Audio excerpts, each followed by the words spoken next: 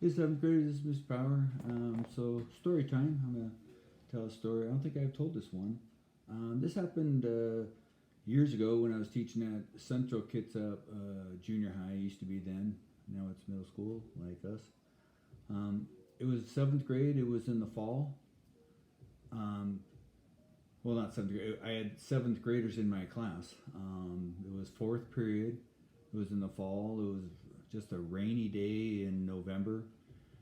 um, and most of the leaves had already fallen off the trees and stuff. And anyways, I don't even know what I'm teaching, but I look out the to my right, and that's where the windows were. And you could look from my room into the cafeteria. There's a courtyard there, and in the courtyard there were two trees. And this the farthest row, the row closest to the windows, the third desk back was this student named Ryan, and he was looking out the window. He wasn't paying attention to me. And I was Ryan, and he kind of gave me his attention, and I walked over and looked out the window, and what is he looking at? And I didn't see anything at first, and there was no ambulance in the parking lot or something. I thought maybe that was it, and which has happened before. And um, and then I look at the first tree that was right closest tree. There's no leaves on the tree, and I look at the second tree, and I notice it has one leaf still on it. And I quickly figure out this seventh grade kid, Ryan, he's staring at that tree, at that leaf, because he wants to see that leaf fall off.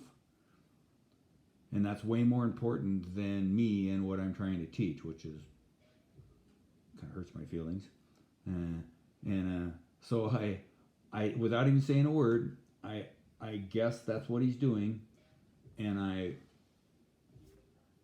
walk back to the front of the room, and I just keep walking, and I walk out the door, and down the hall, and out the building. I was only two classrooms from the front door. I was right there by the main office. And I walk out of the building, and I walk around the building into the courtyard, and like within 20 seconds the kids can see me, and I walk over to that tree, and now there's a bunch of them looking, and I go up to that leaf, and I pull the leaf off the tree and drop it. And the kids who were looking were all smiling, laughing, and Ryan was smiling, laughing, and I turn around and walk back into the classroom, and came back in, and I explained that Ryan was distracted by, he thought that was way more interesting, watching a leaf on a tree on a rainy, windy day. He wanted to see that fall off. That was more interesting than me and the math I was trying to do, and how that was kind of a kind of kind of a low bar for entertainment level. That was more entertaining. That was more entertaining than what I was doing. It's like, wow, what I'm doing must be pretty bad. And so anyways, it was second lunch. So after like 25 minutes, they left to go to lunch, and I ate lunch in my class. And 25 minutes later, they come back in, and I start teaching whatever math I was teaching again. And now Ryan's turned his desk, so he's not. I mean, he's tilted towards the window, and he's staring out the window, and he wants me to know that he's staring out the window. And I'm like, come on, we had our little laugh. What is it? And I walk over and I look out the window like, what? And during lunch, he had gotten some tape, went out, found a leaf, probably the leaf, and taped it back onto the branch on the tree. And so there was a leaf on the tree, on the branch, on the tree again. And I just laughed, and I motioned everybody to come over and look at the stupid leaf on the branch on the tree.